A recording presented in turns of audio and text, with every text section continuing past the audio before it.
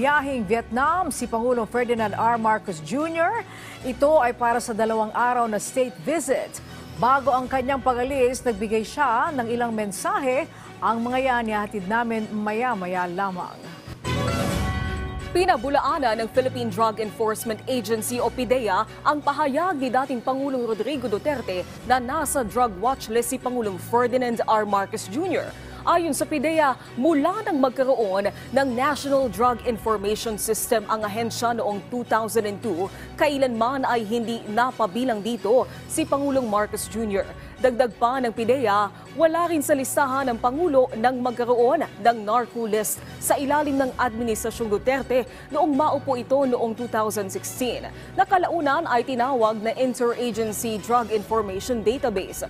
Nananatili namang aktibo ang database ng PDEA, katuwang ang iba pang ahensya ng pamahalaan at patuloy din ang pag-update dito.